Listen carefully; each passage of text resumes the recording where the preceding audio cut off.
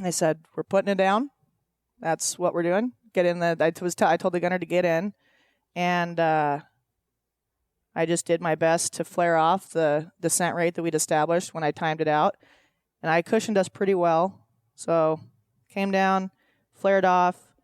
We impact the snow pretty impressively softly for the descent rate we had. But I was tail low when I was flaring, and we broke through the snow. The tail rotor impacted the snow and ground. I watched the tail rotor go flying by the fuselage. Good. I mean, there's worse place for it to be. Yeah, exactly. Yeah. So I watched that zip by. This is as I'm pulling the mixture and killing the engine. And because we lost our tail rotor, which is our anti-torque, the whole aircraft just started to turn. And I reached up, grabbed the rotor brake. We just flipped onto our side. And I looked around. Everything was silent. It's just quiet.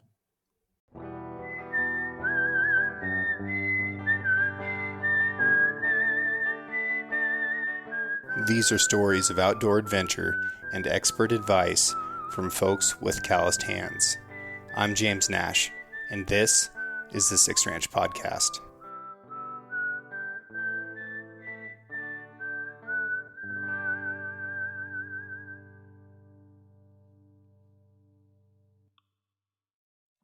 Four years ago, I bought a new truck for the first time ever, and I was so excited. It was incredible. It smelled good. It felt good. I wasn't constantly afraid of breaking down, It was awesome. But after I drove it for a couple weeks, I do the same thing that I always do, and the back seat started to fill up with stuff. I'm guiding elk hunters and deer hunters, and I'm duck hunting, and I'm fly fishing, and all that gear just accumulates. And pretty soon, I wasn't able to take people with me anymore, and I was embarrassed. People would ask for a ride, and like, nah, sorry, man, I've got too much stuff with me.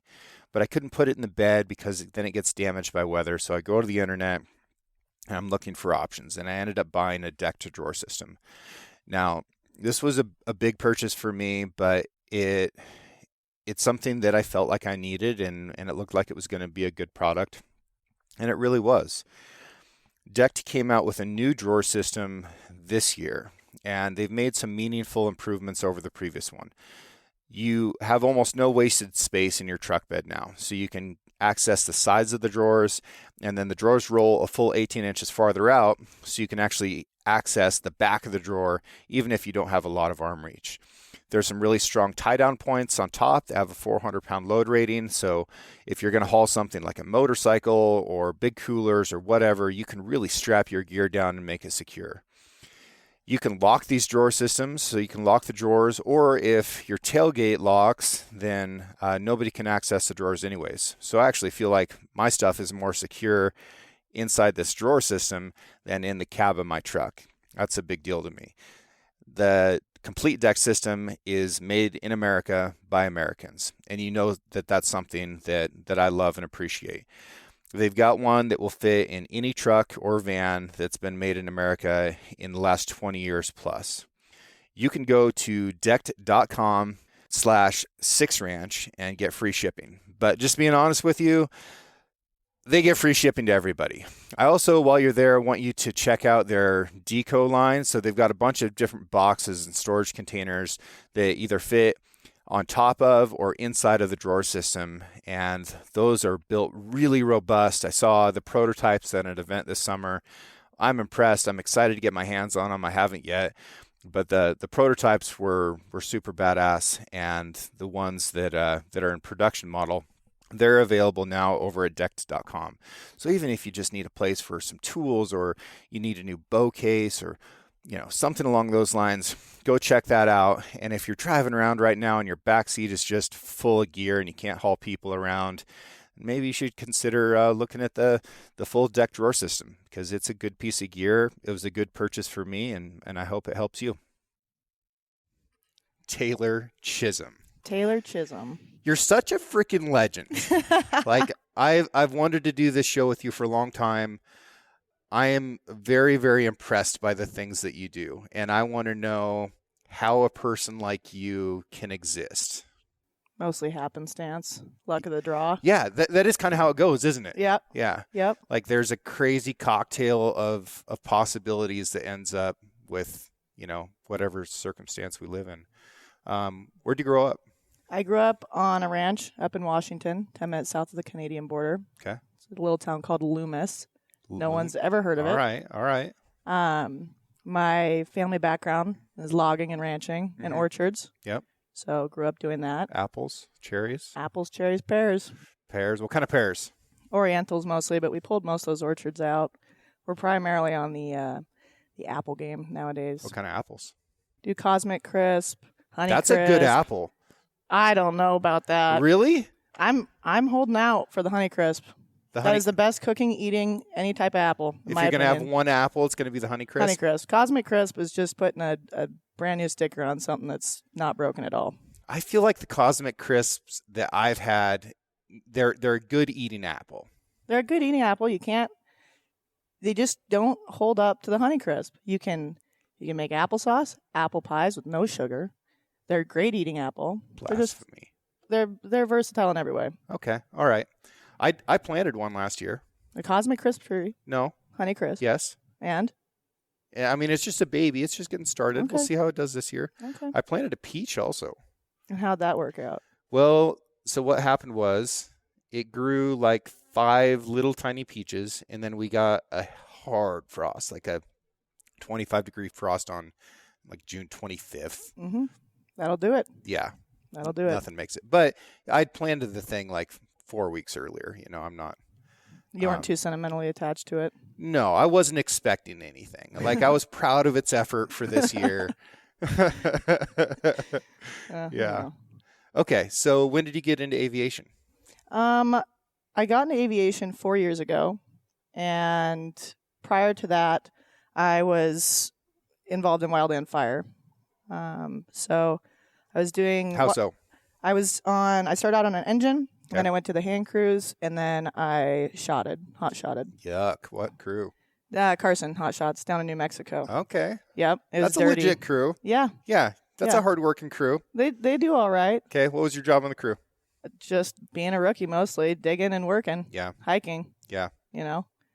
But it was the end of the season. I've had 2 ACL replacements on my right knee.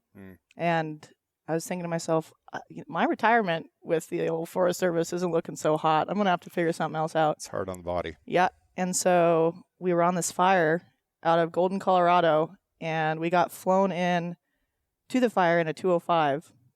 And we're sitting there eating lunch after we get dropped off, and my buddy's talking to me, and he goes, the airlines will pay for your flight training if you give them 3 years.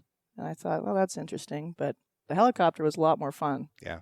So I started looking into that and snowballed into where I am now. But where did you get your rotor wing certification? I started out in Durango, Colorado. Okay. And I was an intern ski guide there for Silverton Mountain, so it made sense to be there. And then in the spring, I transferred to Newburgh, Oregon, Precision Aviation, now known as Pure Flight, I believe. Yep. And that was kind of where I got my wings, if you will. Yeah, I will. I believe, correct me if I'm wrong, I believe Pure Flight is also an institution that will take the GI Bill. Yep, they do. Yep. So that's something that I really want the vets who listen to this show to consider, and the active duty guys. You can use your GI Bill to get your helicopter certification and become a helicopter pilot.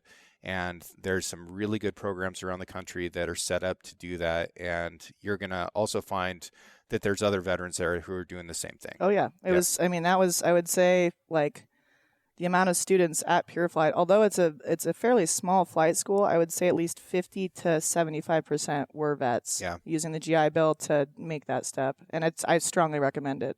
Yeah. I have a GI Bill burning a hole in my pocket. And I have all the formal education that I really feel like having at this point. I mean, like, am I going to become a doctor of philosophy or something? Like, no, I'll just go read books. Yeah, exactly. So in today's age where our access to information is so good, like we can really YouTube how to do a lot of things. Pretty much.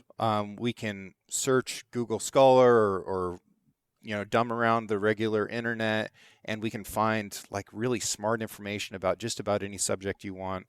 Like you can get almost any book on audio on your phone almost instantly. Like our access to information is so good, but our access to being able to develop a skill like flying a helicopter, which is really freaking hard, that is still really limited. Like you have to go to school for that. It is. But I think that's where I have a lot of respect for people that have trade skills. Yeah. Is because it's not just instantaneous. It's something that requires a lot of consistent training. Right.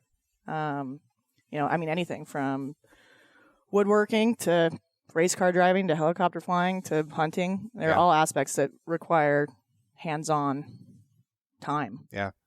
Okay. So when do you actually get certified?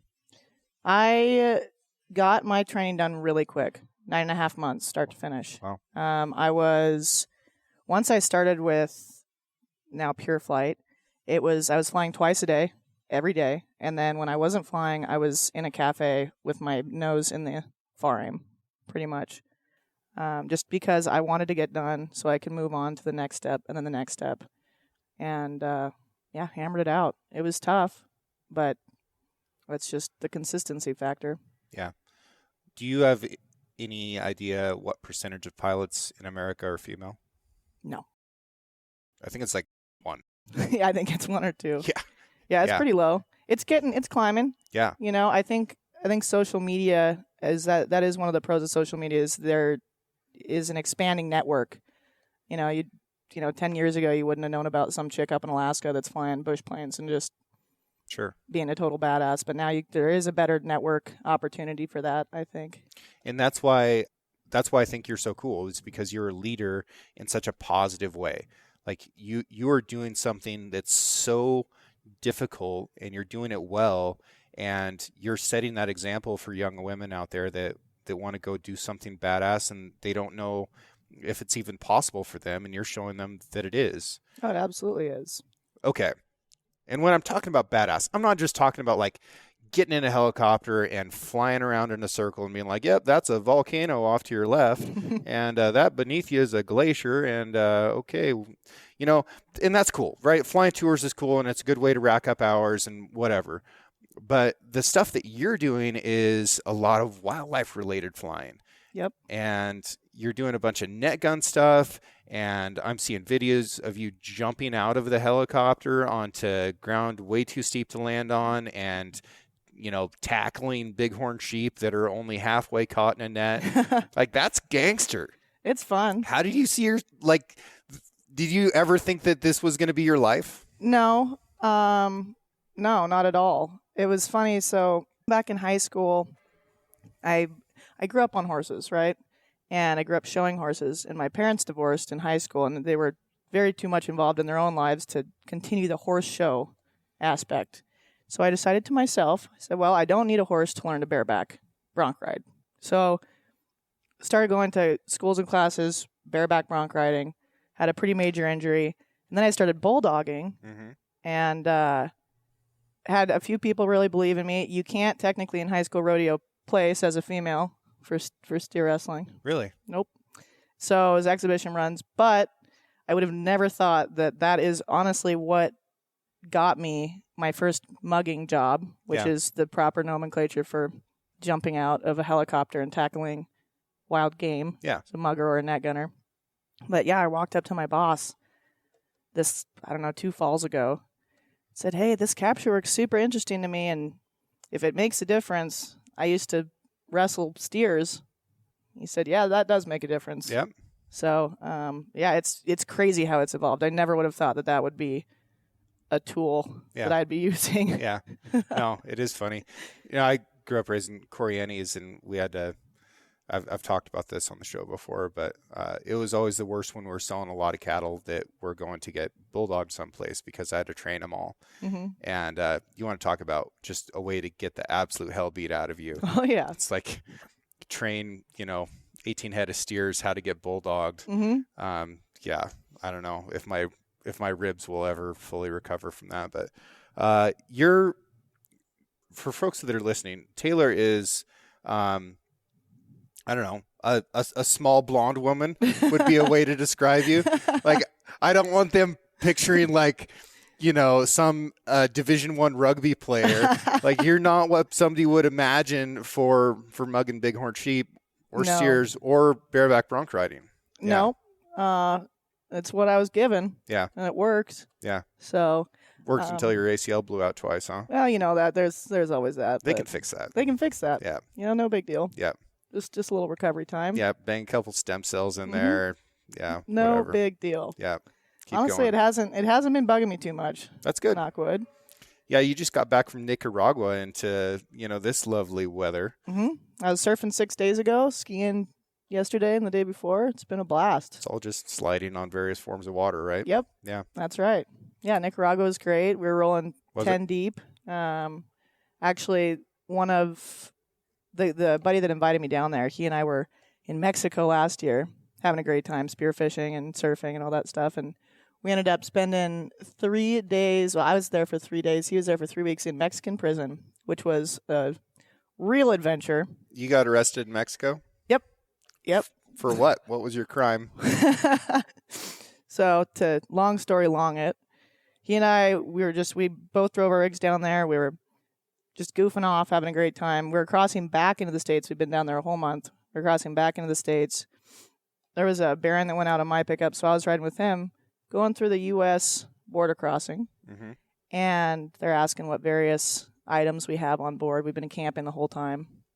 They sent us to agricultural inspection because we had 3 eggs from those dangerous breakfast burritos that morning. And, we said, we'll just toss them. Nope, we got to inspect them, yada, yada, yada. So we go over the egg inspection. We wait like an hour and a half. It's a whole thing. And we're pulling out of there. They do tell us that we aren't allowed to have the eggs, by the way. I know everyone's on the edge of their seat about that, but we're pulling out of there. And this little chickie runs up, and she goes, do you have Cuban cigars? Yeah, we got 3 boxes. There's a CFR that's been passed. You can't have those. All right, well, then just take them. Yeah. I do not give a rat's. Yeah. And she goes, well, there's going to be a seizure that goes on your record, and anytime you cross back into the States, it's going to be a whole thing.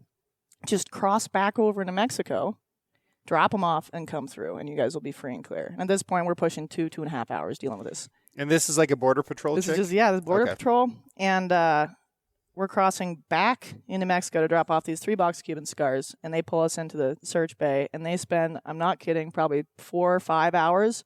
They pulled the seats out of the cab of the truck. It was a whole thing. Anyway, in the back of his Tundra, it's like a new Tundra, it's all built out for overlanding, all that stuff. They had drawers. Well, they pulled the drawers off the rails. And lo and behold, in the, housing for that cabinet, there is this little dry bag lodged in the back amongst a bunch of like Nutri-Grain bar wrappers and dust. Open it up. There was 7 rounds of 30-06 ammo that he'd been hunting a month prior, and he must it just got jammed back there and then pushed all the way to the back. International arms smuggling, 4 to 7 year sentence. Wow. We were arrested on the spot, and it was a whole ordeal getting out of there for a handful of 30-06 rounds. Yep. Okay, so tell me about this whole process. I wanted to learn more. Oh God! So to be completely honest, I will completely admit this. We tried to bribe our way out of it to start. Oh, if you're in a jam in another country, that's a smart play. Like, go ahead and try and bribe your way out. Yeah, I mean that's what I thought. It was so ridiculous of a thing that it was. But they pull us from the rig. We go into the building. They have this big green sign that says "Battling the Illegals of Mexico" in Spanish. It says that. This big green poster sign. They have 2 armed guards standing on either side of us. They make us pose for a picture with our 7 rounds of 30-06 ammo between us, as if we were trying to smuggle a kilo of cocaine. It was they, posed it out, and it was just a whole hassle. We ended up having to go. We went to the prison. We were inspected for injuries, and then we were not told anything else. We were locked away. We each got 1 call. I called my boyfriend at the time and just said, we're going to jail, I guess. I'm not worried about it. It's not a big deal. I think this is a whole bluff. And then Tyler called the consulate. Consulate goes, well, they found it. Like, you're guilty, so here's some numbers for some lawyers, and we were thrown into holding. So he was in the cell next to me, and it was exactly what you expect a Mexican prison. There's a hole in the floor for your personal time, and then a big concrete block to sleep on, and that was what you were given. And so he and I think mental fortitude would be the words I'd use to describe our attitude, which was just. Did you guys get to stay together? No. Nope. But we could hear each other. Okay. So, the lights were always on. There was no windows. We had no idea what time it was. We were fed wet dog food twice a day. Wet dog food. Yeah. That's how I would describe it. I don't even know what it was. It was like fancy feast in a plastic container. Did you eat it? Yeah, I was hungry. Well, what else are you supposed to do? But then, the other thing was, so they had the big giant liter bottles of water, like the ones that you flip upside down in a break room. Yeah. That was outside the cell. And so if you wanted to drink water, you needed to have somebody reach through the cell and dump it into your hands, the palm of your hands, from the cell over. So they would hold the water and dump it into your hands, and you could, bring your hands in and drink up, and it was a whole thing. But yeah, he and I, we busted out 1,000 push-ups every day, 1,000 crunches, just kept talking. And then the DA wanted, I think it was like $35,000 for a plea deal because we were being charged together. And he said, I'll sell you an expedited trial, which means you'll be released at the 3-day holding period. He'll be probably 2 or 3 weeks before he can see a judge. If you don't, I don't care. You guys are going to be in prison for probably the next 2 months until you see a judge, and then the judge will review all of your information, essentially, and that will probably take another month or two, and then you'll either be released or you'll be charged 4 to 7 years of international arms smuggling. So we came up with $35,000. Wow. And I wrote a whole story about it when I got out. I wrote a whole story. We had it raised within 3 days. And, got Ty out of there in 3 weeks. But he's an Alaska smoke jumper. And so the wildland fire community really came out of the woodwork to see to it that, sure, this was taken care of. Because honestly, all it was just kidnapping. And it was what it was. But yeah, I was waiting for the hustle part of it. And yep. Where do you think that $35,000 ended up? Oh, I think it probably ended up in his nice house, the DA's nice house. Yeah. There was nothing you could do. And so the other aspect of that was on our second or third night in, there was an older gentleman. I think he was in probably his late 60s or 70s. And he was admitted into holding, and he forgot about a handgun that he'd had that they found. And he didn't have a lawyer. He didn't have anyone to contact.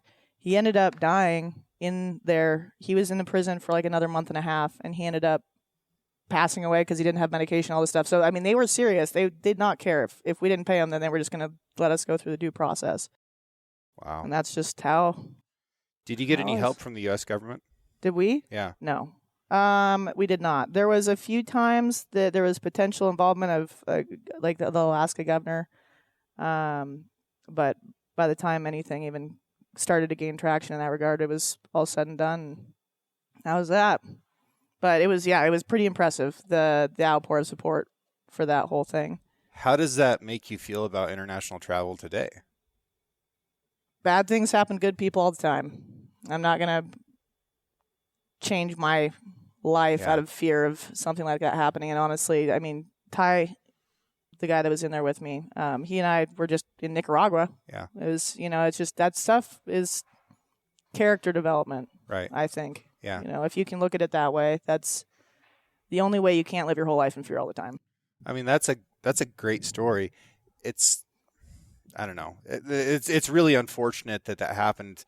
I think 3 days is a great story. 3 weeks, that's some crazy. That's some trauma. It was crazy. And he's a jumper bro, so rookie training for smoke jumpers is trying to get you to quit. Yeah. It's trying to push you to your limits, and I think that without that background, I think it would have been a lot tougher. Yeah.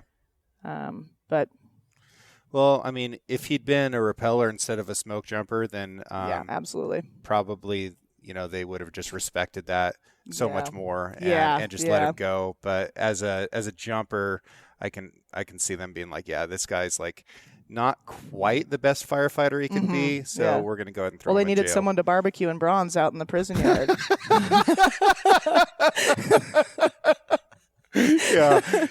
Yeah. You need somebody who's like an expert in flip-flops. Yeah. That's right. Right. Yeah. That is hilarious. What are some interesting encounters you've had while flying? Have you ever wrecked? I did have an accident. I had a crash. Did you? Yep. It would have been April 1st this last spring, and I had 4 days off from January 1st to April 1st. So I was just running and gunning the whole time. And the primary job title, which would be, I think, probably 90% of the flying I was doing at that time, was coyote hunting. Mm-hmm. So going to valleys with, big ranching operations or multiple ranching operations and getting down super low and shooting coyotes off of the calving cattle. Yep. Shotgun or rifle? Shotgun. Yeah. Yep. I mean, it was very close. Fixed wing or? Oh, it was heli. Okay. Yep. It was super fun flying. What platform? 44. It was an R-44 semi-automatic Benelli. Yep. Essentially, it would be myself, the pilot, and then in the other front seat to my left, you'd have a spotter. Yep. They're watching for coyotes, power lines, low fences, all sorts of that stuff. And then directly behind me is the gunner. And the gunner is positioned directly behind me because I have a better frame of reference and a better sight picture if I can bring the helicopter sideways and he's right behind me. Okay. And super fun flying. It's really low. It's super high risk. You're in a piston aircraft. Right. So you're very power limited. This whole incident occurred in Nevada, outside of Elko. And we were reviewing weather, and the weather was supposed to just go to dog shit pretty early on in the day. And we relayed that and just said we're probably going to be able to go out and fly maybe 45 minutes before the wind gets too bad. We went out, and super overcast day at 7,000 feet. The wind was going, and we come in. We get, I think, like 9 or 10 coyotes, and we're coming back. I'm calling it for the day. There's a 30-knot wind difference between my ground speed and my indicated. So it's pretty substantial wind for a piston aircraft at 7,000 feet with two big dudes and myself. Yeah. Yeah. And ridiculously flat light. We had this little patch of willows in this field, and we're flying back, and this coyote pops out of the willows, just takes off. And the spotter, he goes, "Can we get that one?" I was like, yeah, sure. That was my first mistake. I should have just pulled the plug there and been like, nope. But I had a headwind, so, that was the decision I made. And I came down on it, and the gunner got a shot off, but, he'd pop back up, son of a bitch, started running back towards the willows. I just did this big right banking turn, and the moment my tail came into that wind, there was no power left. Right. There's that critical angle. Yeah. I mean, we were dealing with some pretty substantial gusts, looking at the weather stations in the area and what they were reporting. So, I mean, we were starting to go down. I raised the collective, got the horn, dipped the nose, tried to recover it. It was super flat light. I wasn't really sure if I was 20 feet off the ground or 40, just with how flat the light was. The only frame of reference I had was the willows off to my right. And anyway, I said, we're putting it down. That's what we're doing. Get in I told the gunner to get in, and I just did my best to flare off the descent rate that we'd established when I timed it out, and I cushioned us pretty well. So came down, flared off. We impact the snow pretty impressively softly for the descent rate we had. But I was tail low when I was flaring, and we broke through the snow. The tail rotor impacted the snow and ground. I watched the tail rotor go flying by the fuselage. Good. I mean, there's worse place for it to be. Yeah, exactly. Yeah. So I watched that zip by. This is as I'm pulling the mixture and killing the engine. And because we lost our tail rotor, which is our anti-torque, the whole aircraft just started to turn. And I reached up, grabbed the rotor brake. We just flipped onto our side. And I looked around. Everything was silent. It's just quiet.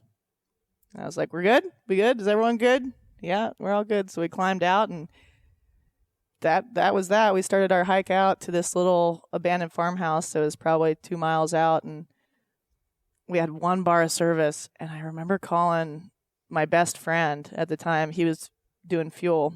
He's also a helicopter pilot, and I was calling him, and it's like, yeah, Dusty, we balled her up. He thought we were messing with him. It's Sure. April 1st. Yeah. You know? Oh, classic. Yeah. Great. Like, Nobody's going to believe you. Yeah. Oh God, it was pretty silly. And then, I mean, had anyone been hurt, I wouldn't even be talking about this, but Right. no one was hurt. It was a great learning experience. We call, the National Transportation Safety Board, report the accident. I write up a whole report, and they get back to me that evening and they say, you're good to move. No one was hurt. Like, you're good to move the wreckage, etc. And it's wintertime, and we're 2 miles away from a road. Yeah. And so we went out there with a Sawzall and 2 snowmobiles, and we cut strips off of the tail boom, 2x4'd them to the skids, rolled the thing back up onto itself, and then took the snowmobile, and hauled it out like a sleigh all the way to a trailer. We loaded her up and drove her home. Nice. Yeah. I mean, that's a good thing about an R44, I guess. Yeah, compact. Yeah. Compact. A little bit more compact than when it started. Yeah, exactly. Huh. But that every other flying experience that I've had has been so positive. Yeah. Just the people you get to meet, the types of flying that I get to do. I'm super fortunate. I never had to do tours. Not saying that there's anything wrong with that, but immediately going into the wildlife work was really, really cool. Yeah. I'm interrupting the show to bring you another passage on wildlife biology. Here we go.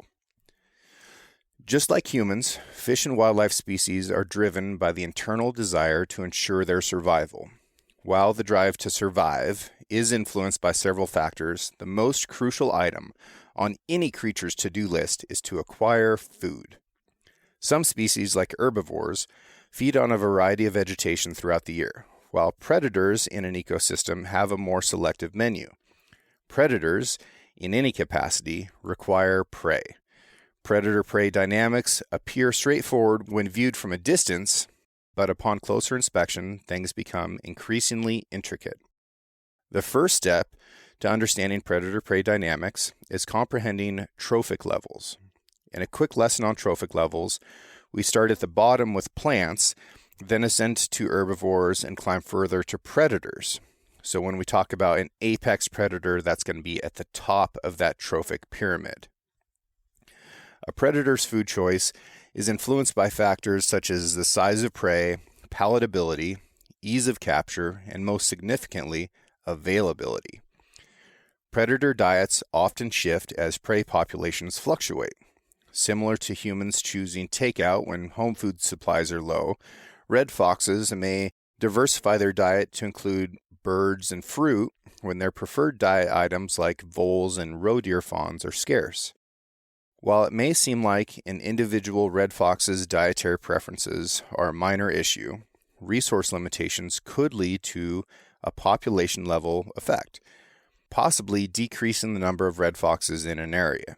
Examining predator-prey dynamics and interactions on both individual and population levels reveals complex dynamics. To illustrate how prey limitations may affect a population, consider the classic example of predator-prey dynamics, the interactions between the Canada lynx as a predator and the snowshoe hare as prey. Data from the Hudson Bay Company, spanning from 1845 to the late 1930s north of the Canadian border, documents one of the purest predator-prey interactions. If graphed over time, both populations oscillate in response to the other. As the snowshoe hare population peaks, the lynx population starts to grow, and vice versa. When the prey population grows, so does the predator population. Once predator pressure becomes too great, the prey base decreases, leading to a decrease in the predator population, allowing the prey population to start growing again, continuing the cycle. While this simple loop is rare, Similar concepts and theories can be applied to both terrestrial and aquatic ecosystems. Placing a predatory fish into a lake full of smaller fish might result in the predatory fish consuming their prey excessively, leading to resource limitations and a crash in the population while the prey fish populations rebound. These concepts can be adjusted to benefit either the prey or the predator. Removing predatory pressure to allow prey populations to flourish can increase neonate ratios in certain deer populations, like mule deer. Neonate meaning babies, fawns. Conversely, introducing triploid predator fish can eliminate non-native prey fish, allowing the predators to grow larger. Triploids are fish that can't reproduce, so they can really focus all of their energy on growth. The complexity of these interactions often requires a case-by-case approach rather than a one-size-fits-all solution. Some predators may adapt well by shifting their diet, while others may face population crashes due to a lack of prey. When discussing predators and prey, it's crucial to consider multiple dimensions rather than just two. Effective management should always take on an ecosystem-wide approach, accounting for all trophic levels to avoid cascading effects that could harm ecosystems. While the two-dimensional approach of predator-prey dynamics may seem sufficient on paper, the interconnectedness of all animals within a system demands careful attention to detail to maintain and protect healthy ecosystems. You know, we're over here in Baker City, Oregon right now. I drove over today, and we're at Barley Brown's, who opened their tap house over here in the brewery early so that we could do this podcast. So shout out to Barley Brown's. This is a great brewery. They make really good beer. And I think the Pallet Jack IPA has got to be like... Trophy. It is. It's a trophy IPA. Yep. It's a good IPA. And I don't say that about all of them. Not a beer snob. But I've drank my fair share, maybe a little bit more. And this is a good one, man. It is. Good outfit. They treat people well. So if you're ever in the area or if you see their beer on the menu, give it a try because they opened up early so that we could do this show, and I appreciate that. Yep. I'm glad you didn't get hurt. Yeah. You know, wildlife flying is pretty dangerous. It is. It's super dangerous. I've had plenty of friends get hurt, plenty of friends wreck, fall out. Like, it's a dangerous job, but it's so fun. It is. And, I mean, I think that there needs to be light shed on the amount of technical skill that it's involved with every member of a capture crew. Yeah. From the pilot to the mugger to the net gunner. It's takes such a high level of skill, and it is... I would not have any other job, honestly. So I got to tell you something about the word mugger. Yeah. Grew up on a ranch. And a mugger on a ranch is usually like the biggest kid you can find at a branding, and their job at a branding, you've got somebody who's fancy or old on a horse, and they're going to rope a calf. Somebody else, is going to rope the heels of that calf. So now you've got the calf stretched, but the person that roped the calf by the heels probably only picked up one. So now you've got a somewhat restrained calf that's hauling ass around the branding pen. And somebody brought a dog that shouldn't be there that's running in and biting stuff. And somebody else is riding a 3-year-old bronc that doesn't need to be in the pen. Mm-hmm. And there's just a bunch of chaos going on. So the mugger's job is to go in there and grab this calf and flank it, which means that you're going to reach over the top of the calf, grab it by the skin on the front of the back leg, grab it by the neck or something like that, get your knees under it, pick it up and throw it on the ground. Sometimes these calves are, 130 pounds. Sometimes they're 250, 300 pounds. Depends on the time of year.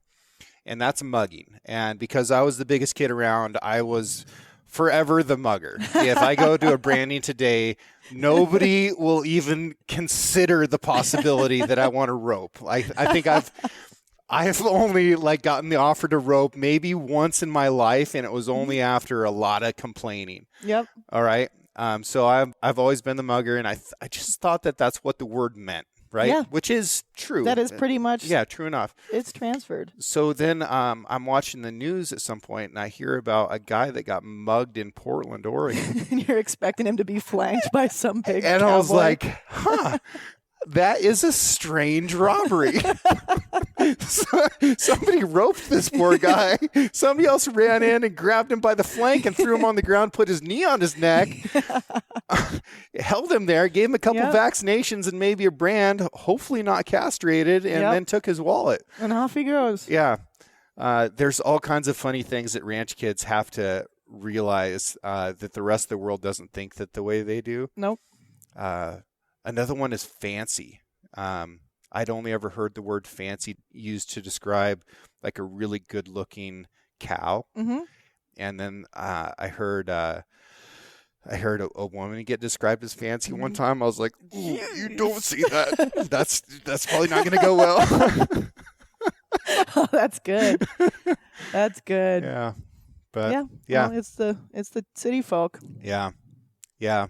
God bless them. God bless them. Yep. That, honestly, that is some of the biggest pushback that I've seen with animal capture. Yeah. It's a completely necessary job, in my opinion. I mean, it's conservation work. It's the nitty-gritty conservation work. It's the real, like, actual conservation work. Exactly. I mean, we're getting all of this data, and from migration to predation, attrition rates in calves and fawns, what they're eating, how they're managing themselves, and that feeds into hunting, which I think is another aspect of conservation. But anyway, recently the video that I posted of me jumping out of the helicopter and throwing that ram, that went viral, right? And there is a lot of not a lot, but there was a pretty decent amount of ignorant comments about just harassing wildlife. Sure. And I think anybody that's ever worked with animals or hunted or spent time outside in that aspect has an understanding. But I think that people need to do their research, understand the job title and the purpose of it. And I think I've been trying pretty hard to bring light to the whole purpose. We're not just out there showboating and tackling animals for the hell of it. Yeah, it's not a hobby. It's not a hobby. Right? Yeah, no, I mean, people on the internet, God bless their hearts. Mm-hmm. A lot of them are pretty dumb. Yep. A lot of them are pretty dumb, and the dumb ones are loud. Yep. But most people are really smart. I think that 70% of people out there are intelligent. They want to learn. They're open to new ideas, but they're not the ones that are going to make ignorant comments on an Instagram post about something that you don't understand. Yep. Of course, I deal with that stuff too, right? Yeah, absolutely. If I post something, like I can post a video of like, a bear doing something bear-like, and there'll be people that turn it into some type of racist argument. Yeah. It's impressive. This is nuts. You guys are nuts. But what we don't necessarily see is that there's a bunch of people that get exposed to whatever information you put in the video or in the caption that they're like, now I understand that a little bit better. Yeah, and exactly. I think that that's super cool. So don't lose faith. Keep doing it. And don't worry about the loud ones. Yeah, no, it's been I think very educational for a lot of people to realize that this even exists. If it weren't for people that were doing all this helicopter work on bighorns, there would be much fewer sheep now. Yep, I completely agree. Right? And bighorns are an expensive animal. Yep. Like, I would love to know how much money the state and federal government spends per sheep. Yeah. Like, they're an expensive ass animal because they're being studied really meticulously. They're constantly being monitored. They're being doctored to an extent. And if it weren't for that, there would be far fewer of them. Absolutely. Yep. So some animals do die during capture. That's the reality of it. But it doesn't happen very often. It really doesn't. And, for example, so we're doing bighorns in California. And their policy is if you have an injury or if you have a death with a bighorn, you're down for the day. 2 deaths, you're out for the season, and 3, you're never working in California again. Gotcha. So they're pretty pro bighorn. The animals that we do see more injuries with are antelope. Yep. They got super fine bones. They run in packs. They will tackle each other and beat each other. So there's a slightly higher mortality rate with that. Still, though, it's very marginal when you have a crew that knows animals. Yep. Elk, you hardly ever see casualties with. Deer, they're pretty hardy. Wolves, almost never. Yeah. But the antelope, they're a little bit more fragile. Again, it comes to net placement. When we're out flying these jobs, there's a constant conversation that's happening when we're on an animal. So the pilot's talking to the net gunner. Okay, we're going to wait for this upright, like this, rise in the slope so the animal's slowing down. Okay, this is too rocky. We're going to move them to a grassier area. And you have about 30 seconds to a minute before you want to pull off them because you don't want to stress them out too much. So you got 30 seconds to a minute to get the animal in perfect position. The net gunner has to be on his game. And so then, we'll present the shot. He'll pull the trigger, say, good net. That lets the mugger know that they need to be getting their buckle off and getting ready to get out and work the animal. So it's all a very nuanced, cadenced, practiced thing. It's not just a bunch of cowboys that watched a couple YouTube videos and went out there. And with that video that went viral, that was a lot of the other responses was, how do I get into this? I would love to become a mugger. Yeah. So tell the people. Luck. It's not, so it's very unusual for a Forest Service member, like a biologist, for example, to go out and work the animals. Yep. So we're contract, we're private. And there's, I think, 4 or 5 companies that do this. You show up, you'll be potentially interviewed, and it comes down to your background, honestly. And the other thing is, and I'm only speaking for the 2 companies I've worked for, if you want to mug and get into it, you need to have a former mugger either reference you and say, I'm going to put my name on this guy, I've branded with him, or I've hunted with him, or I know, or her. And the other item is that a mugger or net gunner needs to retire, get injured, or quit. Because it's you run with the crew that's so tight for years and years and years. Space. Yeah. Yeah. That's not to say that it's impossible to do, but if someone does want to actually look into it, they need to look up the aviation company themselves, not try to file it through the Forest Service. Now, the Forest Service and other government agencies offer some really cool job positions that work the animals. But if you're like chomping at the bit to jump out of a helicopter and wrestle an animal, that's going to fall on the aviation company. Yeah. And the biologists that we work with are super rad. They're out in the field. There's a lot of times that we'll capture an animal, get it hobbled and blindfolded, and then we'll fly the biologists out to the site to process the animal themselves because they have more measurement equipment than what we do on our person. And so there's opportunities to get into this industry on either side. The biologist government side is probably the easier route to go if you want to get out in the field. Yeah. But nothing's impossible. There is a method for getting into these type of jobs that I've used in the past that works. I'm going to talk through it real quick. Yeah. Okay, story time. I'm in college. I think I'm a junior, and Dillon, Montana, Southwest Montana is often the coldest place in the country on any given day in the winter. This particular day, it was like 37 degrees below zero. And everybody showed up for class, and there was just a mountain of clothes in the back of the classroom. Like, kids were wearing everything that they owned just to survive getting there. And everybody showed up except for the professor. So we're all there, and then we get the email that class is canceled because she doesn't want to waddle over like a block away from the school. Didn't like her much. So I was like, all right, I'm up. Don't want to waste the day. So I was like, I'm going to go elk hunting. So I go out and I climb up into the Blacktail Mountains. I find this bull that is just like wanting me to shoot him. He's so cold. And I hear some wolves off in the background, and I think I was 4 or 5 miles back in, which is a long ways in the snow. Nobody knows I'm there. I'm by myself.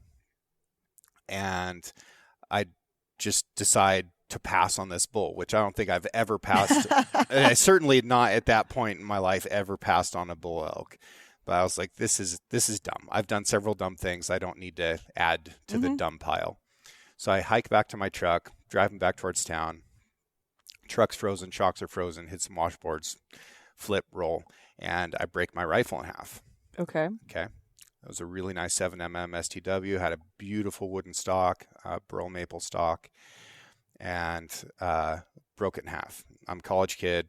I don't have money to fix it. There's a sniper rifle shop in town. It was kind of the beginning of these custom rifle shops that are a dime a dozen now, but at the time there was very few of them. So I go to this shop and I'm like, can you guys fix my gun? They're like, can you pay for it? I'm like, no. But I can work. And they're like, yeah, get out of here. It's like, okay, respect that. But I also came back the next day and the next day and the next day. And finally, the guy, was starting to get frustrated with me. I'm like, there's got to be some work I can do around here. Yeah. And he got mad and he yelled at me and he goes, well, you can sweep the effing floors if you want to. I was like, where's the broom? Yeah. Okay. And he was just so amazed that I was actually willing to do anything that I started getting more work. And then I started to learn how to build guns. And then the next thing you know, I had a new stock for my rifle and was ready to go by spring bear season. The point of this is that I think everybody who does trade type work respects like actual labor and persistence. Absolutely. So if somebody shows up to a hangar at a company that does this and says, hey, can I sweep the floor? And if they get told no and they're back again for 5 days straight, that's how you can start building a relationship. And if you really want something, like you can use this model to get into anything in trades. That is how I got into. So after my crash this spring, I wanted to get into firefighting. I'm getting to the hour requirement, right? For the Forest Service, which is 1,500 hours. And firefighting from the helicopter. Yep. And I go to the company down the road in LeGrand, Columbia Basin Helicopters, and walk in and said, hello, my name is Taylor. I just wrecked a helicopter. I have no time in the airframe that I'm wanting to fly with you guys, but I want to work for you guys. Yeah. I want a job. And I didn't get a call back. And I was like, God damn it. So show up 2 days later, mop the hangar floor. Yeah. Like, I really want to fly for you guys. Yeah.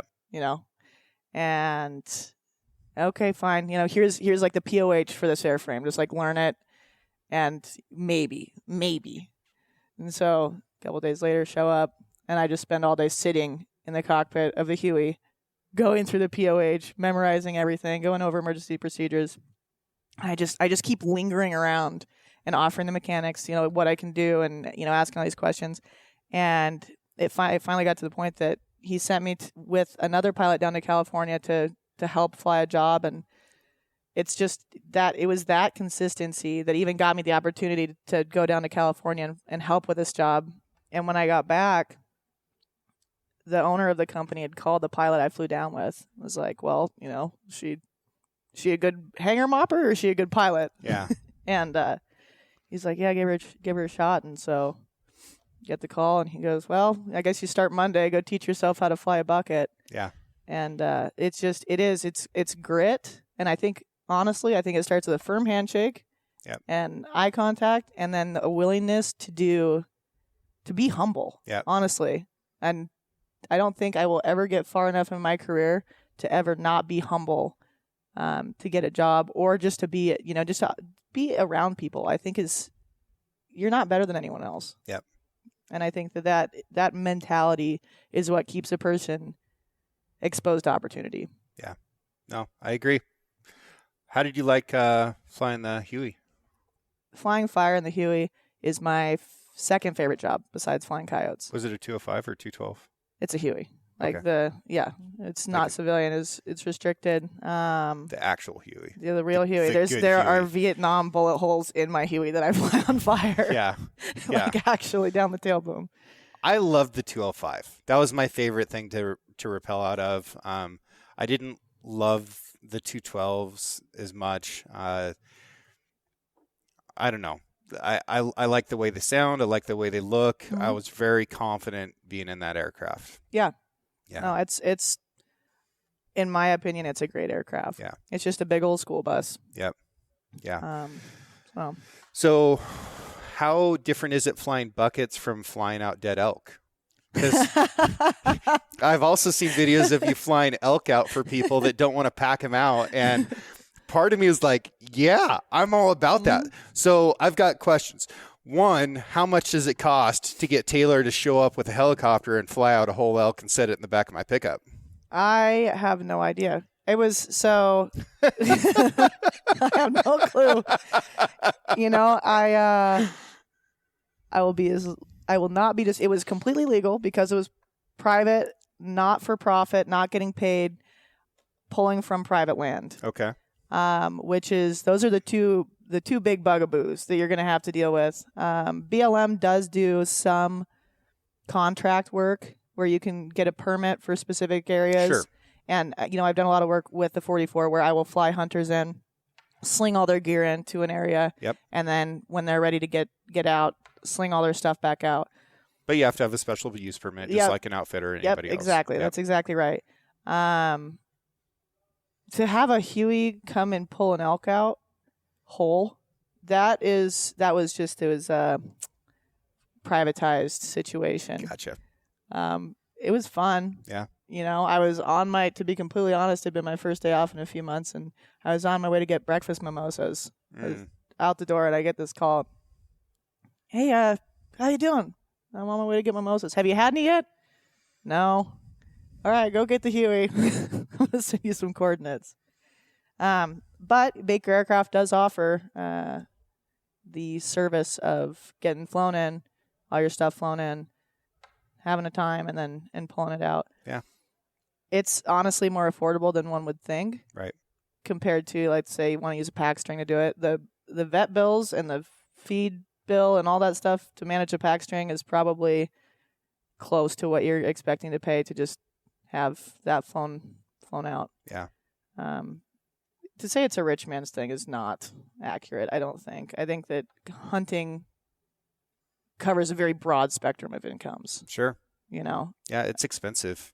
Yeah. But I mean, you can go out, you can go get a tag, go out your back door, whatever, and do the whole thing yourself. And then there's people that pay hundreds of thousands of dollars to go to have an entire expedition run. Yeah. So the helicopter is just one iteration of what you can do with hunting. Yeah. Yeah. Do you own that Stinson? Mm-hmm. Tell me about your Stinson. That little Stinson is a 1947. 1947. Does it have a name? Frankie. Frankie. Yep, that's the type of engine that's in it. Okay. So, which people don't say the best things about that engine. It runs like a sewing machine until it doesn't. And to be completely honest, I have unintentionally tried to kill myself in that plane so many times, and it has never failed me.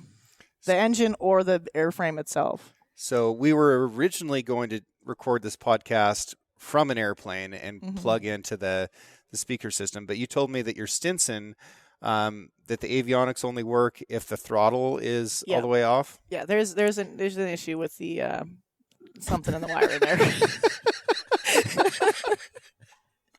So, it would be a short podcast if we had to just keep pulling the throttle out. Yeah, but I mean, you don't even have to have a radio. I think people don't know that. Nah, it depends on what airspace you go into. Yeah, well, sure. But flying into a towered airspace, depending on what it is, so if it's a Charlie or more complex than a Charlie, you need to be able to have radio comms. And you have to file sometimes that you have a radio issue to go into. Yep. Those airspaces, but mostly I just fly it. I'll pull the throttle out and give a couple words and push it back in. I can hear them just fine, and they can usually hear me. I spend most of my time flying out in the mountains. Sure. But funny story with that plane. Stinson is not a bad aircraft for flying in the mountains. It is not bad at all. And so is it a Piper Stinson? Nope, it's just a straight Stinson. Okay. And it's the 108-2. So there is the straight Stinson 108-2, and the Stinson 108-3. The -3 is primarily a float plane platform. Okay. Yep. But I was up my family's ranch, dealing with the death in the family, so I was up there, just spending a lot of time there, and I was kind of getting bored between just sorting through random stuff. And I called a neighbor. I said, hey, I know you got a plane. I've never flown a plane before. I would love to go up with you if you're going out sometime. And he says, well, I'm selling it. I go, okay, well, what is it? What are you asking for it? Yeah. Like I said, I've never flown a plane before. Yeah. So he tells me, and I do some price comparison, what he's asking versus what's being sold on the internet. And he goes, well, I'll sell it to you for the price I bought it at auction like 10 years ago. Because I used to brand for him. He knows me pretty well. And, yeah. Were you a mugger at the brandings? No. No, I was not. So fancy. I was a little kid on horseback. So mostly. fancy. You're spoiled. All right. Now I know what I'm dealing with. I was just a little kid on horseback. And go out, and I fly once with him. It's great condition. And I say, okay, well, I guess I'll buy it. Why not? Honestly, it was a cost of a used pickup. Is what I got it for, and it's worth the cost of a new pickup. Yeah. No, I mean there were times that you could buy a Stinson for $20,000. Mm-hmm. Yeah. I did. I bought mine for $35,000. Yeah. And it's got it's pretty new engine, brand new fabric, in really good condition. But I call one of my buddies and say, hey, I just bought this plane. I don't know how to fly it. Can you help me get it down to Oregon? And I fly down to Oregon. We got there on Friday. We spent the weekend learning how to take it off and land it. And I get my solo sign off on Sunday. Barely know anything about this plane, and sent on my way. Headed down to Jackson, Wyoming, where I used to live, and weathered out here in Baker City, Oregon. Met Troy with Baker Aircraft, and he offered me a job flying helicopters. So it was all happenstance. Isn't that cool? It's super cool. Yeah. And that's how I got into mugging. That's how I got into this whole area. And it's a lot of the time it's luck of the draw. Yeah. But yeah, no, that plane is fantastic. Yeah. I've done a lot. It was just in a Yeti photo shoot. Yeah. If you go to a Shields and you go to the Yeti section, you'll see my Stinson and myself. Yeah. Hanging out there. Looking cool. Yeah. So I think that's awesome. Is that your forever airplane? No. I think I'll keep it for a long time. I don't know if I'll ever sell it, but I want to get into aerobatics. Okay. And so I think that'll be the next purchase far down the road. Do you think you're going to die flying?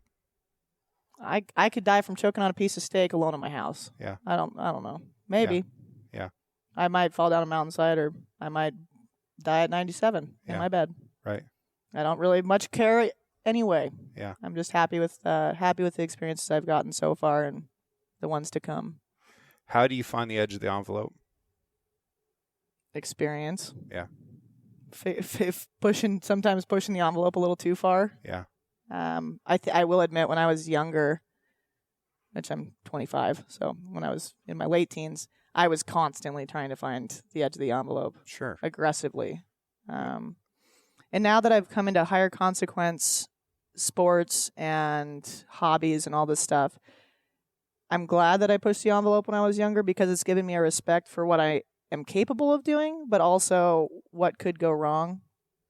And I think there's a really fine line. I will say that my acceptance of risk is probably higher than the average bear's.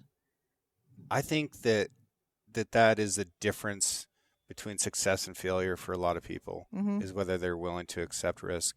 I see it in business. I see it in personal life. I was talking extensively about this with my friend Gene, who I was with in North Carolina a week ago. And his risk tolerance has gotten really low as he's gotten older. But all of his successes that he found, whether it was in the military, which was rotor wing, or in business afterwards, the greater the risk, the greater the success. Yeah. And it's hard to know where that edge is, and it's dangerous to find that edge, but pushing towards it, I think, for a lot of people, yourself, myself included, it is really important to take calculated risks. Absolutely. And you're going to get some bumps. You're going to get it wrong, but gosh, it is so much better than if you don't. Exactly. I can't imagine living a life without risk. No, I completely agree. It would be so unappealing. It'd be so flat. Static. I just wouldn't want to live like that. Yeah. Well, and that's, so I'm a helicopter pilot. I have a little bush plane. I'm a skydiver, rock climber, diver. I do big snowboarder. So there's this commonality of risk, and people will call me an adrenaline junkie, and I would like to be very clear that is in no way the case. I don't get a rush out of something being more dangerous or not dangerous. It's not something I go looking for. For me, what it is just the ability to experience, I guess, just human awareness, to be able out and see mountains from 18,000 feet as you're jumping out, or, flying your plane and seeing mountain goats run around, snowboarding with your friends. I think it's a more valuable feeling than if you were to just sit around and wait for the next newest car to come out, or whatever it may be. A new show on Netflix. Yeah, exactly. Yeah. You hit on something there that I found to be true, which is that people that engage in some of these higher risk activities, other people will call us adrenaline junkies. And if I describe the things that I've done in the past, let's go down the list. All right. I'm a guide. I do whitewater jet boating. I fought wildland fire as a barrel-chested sky god. I was a tank officer in the Marine Corps, right? You go down this list, and it's like, well, there's a lot of really high-risk activities. You must be an adrenaline junkie. And I don't feel like that at all. And I'm a really calm person. The people that engage in these type of things tend to be really calm people. I just think that we need a little bit more input to function. Absolutely. And there's people that can function really well without those inputs. Yeah. And that's fine. And I'm really happy for them, but I wouldn't be happy with that kind of life. Absolutely. That's a fantastic way to put it. I think that all of these things come down to having to use your brain to make decisions quickly. Or even, in a nuanced regard, with hunting, that's high risk. Yeah. It can be anyway. Sure. Depends on the kind of hunting. Yeah, exactly. Yeah. But, that's high risk. You have to make decisions constantly from various inputs, and it's a always changing environment. And that's something I think that all of these items share is variety. Yeah. And a need for engaging your mind to feel, to be successful in whatever it may be. Where can people follow along in the adventures of Taylor Chism? Just Instagram. Okay. That's what I got. It's just Taylor, Taylor, A as in alpha, and then Chism, Chism. Okay. 10 out of 10 would recommend. You never know what's going to pop up next. I'm excited for your future, and I'm excited to have had this conversation because we've been talking about it for a long time. And you're not off the hook. We're going to do this again. I do want to record a show with you flying around the Elkhorns or the Caps. So we got to find an aircraft that we can record in. And I think we're taking the heli out Wednesday. So I'm lion hunting on Wednesday. Oh, darn. Yeah. Well, if you end up on private land and I will be on private land. Yeah, I will be. Yeah, if you get a text message, be like, hey, gas up. I'm not packing this thing out. It's time to go. Steep. I'm scared. You need a 150-foot line. Oh, man. No, I'm looking forward to this. We need to get up in the air and do the thing when the weather's better today, because I could barely keep my truck on the freaking interstate today coming over here. Oh, yeah. But yeah, it's always a good time. A Huey can beat weather into submission. Oh, yeah. It's not scared. Nope. Not until you're scared. Yeah. But no, it'll be fine. Well, thank you again, Taylor, very much. Of course. Thanks for having me. Okay. Cheers. Thank you all very much for listening.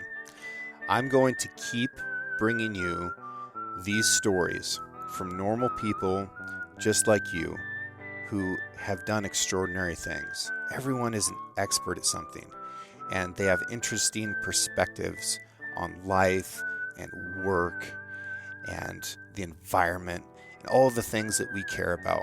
I'm going to keep bringing that to you. And I want to thank you so much for making this show possible. I also want to thank Emily Bratcher for producing this show. She does a great job editing. Really appreciate her. I want to thank John Chatelain. He did the art for the Six Ranch podcast. And Celia, soon to be Harlander, she digitized that so that we can get it out there on the internet for you. Also want to thank Justin Hay for writing this original music and the beautiful whistling that you're listening to right now. You guys are awesome. Thank you so much. Please keep listening to the show.